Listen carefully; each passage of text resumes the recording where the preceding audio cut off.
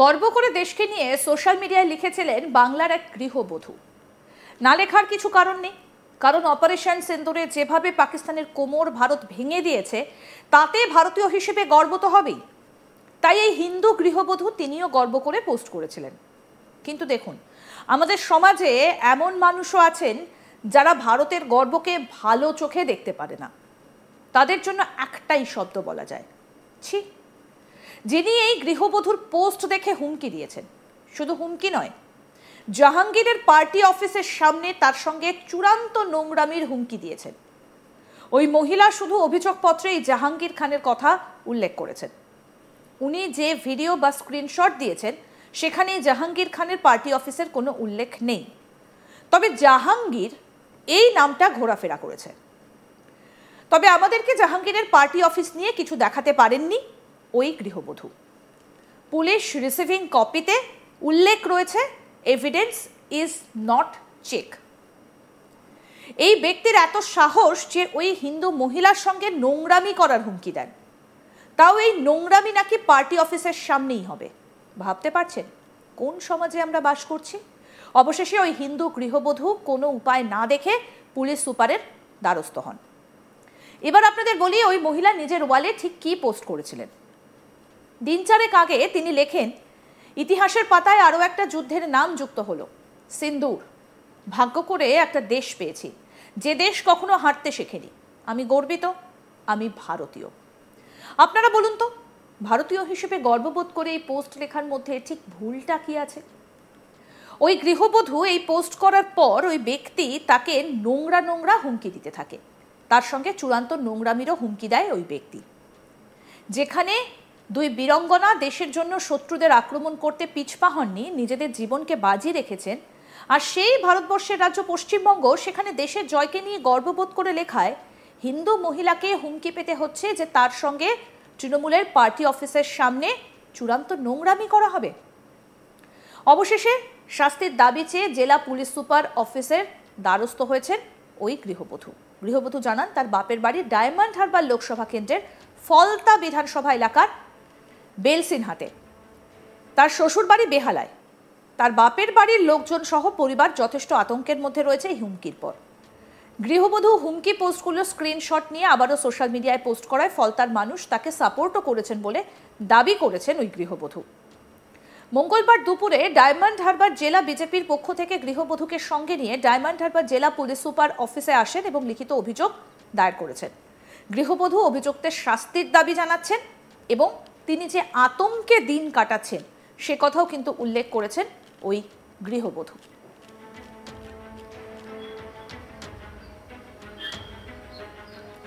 এবং একই সঙ্গে আপনাদের জানাবো যে পুলিশ রিসিভিং কপিতে উল্লেখ রয়েছে এভিডেন্স ইজ নট চেক। কি বলছেন ওই গৃহবধূ, আসুন এবার শুনি। আমি পোস্টটা করেছিলাম, ওই একটা ভারত মাতার পোস্ট করেছি, ওখানটায় লিখেছি ইতিহাসের পাতায় আরো একটা যুদ্ধের নাম পাতায় লেখা হলো, সেটার নাম হলো সিঁদুর, আই লাভ মাই ইন্ডিয়া, এটাই লিখেছি। তো উনি আমাকে এইভাবে কমেন্ট করেছে। ওখানে একটা ছেলে কমেন্ট করেছিল, নামটা আমার ঠিক মনে নেই, তবে স্ক্রিনশট গুলো আমি আরো আপলোড করেছি। ওর যে গালিগালাজ গুলো যেভাবে আমাকে থ্রেট দিয়েছে, যে ফলতা এলাকায় থাকতে হলে চুপচাপ ভাবে থাকতে হবে, নালে তুলে এনে আরো খুব নোংরানো অশ্লীল ভাষায় ভীষণ ভাবে আমাকে গালিগালাজ করেছে ওখানটায়। ওটা আমি স্ক্রিনশট নিয়ে ওটা আবারও আমি আপলোড দিই ফলতা এলাকার উদ্দেশ্য করে। তো ওখান থেকে সকলে আমাকে সাপোর্ট করেছে, বিভিন্ন মানুষের প্রচুর সাপোর্ট পেয়েছি কমেন্টের মাধ্যমে। সকলে আমাকে বলেছে যে কিছু একটা স্টেপ নিতে, তো সবার মানে সাপোর্টে আমি আজকে একটা স্টেপ নিলাম। আমি এসপি অফিসে এসে এখানে লিখিত জমা দিয়েছি, স্ক্রিনশট গুলো মানে কপি করে নিয়ে এসেছি, এসে আমার যেটা যেটা মেন ঘটেছে আমি সেটাই লিখিতভাবে জমা দিয়েছি।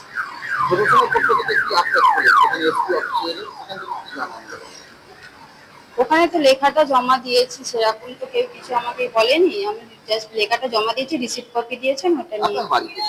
আমার বাড়ি হচ্ছে আমি বিবাহিত, তো আমার বাপের বাড়ি ফলতা এলাকায় বেলসিংহার পাশে, আর শ্বশুর বাড়ি বেহালা থানা, বেহালায় এলাকা। কতটা পরিবার এখন হতাশা, বা আপনার বাপের বাড়ির পরিবার বা শ্বশুর বাড়ির পরিবার কতটা?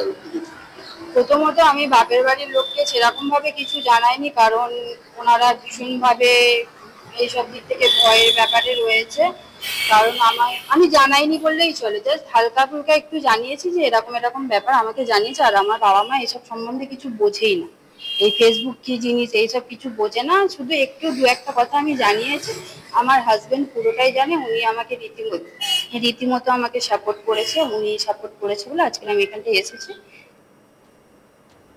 গর্ব করে দেশকে নিয়ে সোশ্যাল মিডিয়ায় লিখেছিলেন বাংলার এক গৃহবধূ। না লেখার কিছুই নেই, কারণ অপারেশন সিন্দুরে যেভাবে পাকিস্তানের কোমর ভারত ভেঙে দিয়েছে তাতে ভারতীয় হিসেবে গর্ব তো হবেই। তাই এই গৃহবধূ, হিন্দু গৃহবধূ, তিনিও গর্ব করে পোস্ট করেছিলেন। কিন্তু দেখুন, আমাদের সমাজে এমন মানুষও আছে যারা ভারতের গর্বকে ভালো চোখে দেখতে পারে না। তাদের জন্য একটাই শব্দ যায়, ছি। যিনি এই হিন্দু গৃহবধূর পোস্ট দেখে হুমকি দিয়েছেন, শুধু হুমকি নয়, জাহাঙ্গীরের পার্টি অফিসের সামনে তার সঙ্গে চূড়ান্ত নোংরামির হুমকি দিয়েছেন। ওই মহিলা শুধু অভিযোগপত্রে এই জাহাঙ্গীর খানের কথা উল্লেখ করেছেন। উনি যে ভিডিও বা স্ক্রিনশট দিয়েছেন সেখানে জাহাঙ্গীর খানের পার্টি অফিসের কোনো উল্লেখ নেই, তবে জাহাঙ্গীর নামটা ঘোরাফেরা করেছে। আমাদেরকে জাহাঙ্গীরের পার্টি অফিস নিয়ে কিছু দেখাতেও পারেননি ওই গৃহবধূ। আর পুলিশ রিসিভিং কপিতে উল্লেখ রয়েছে, এভিডেন্স ইজ নট চেক।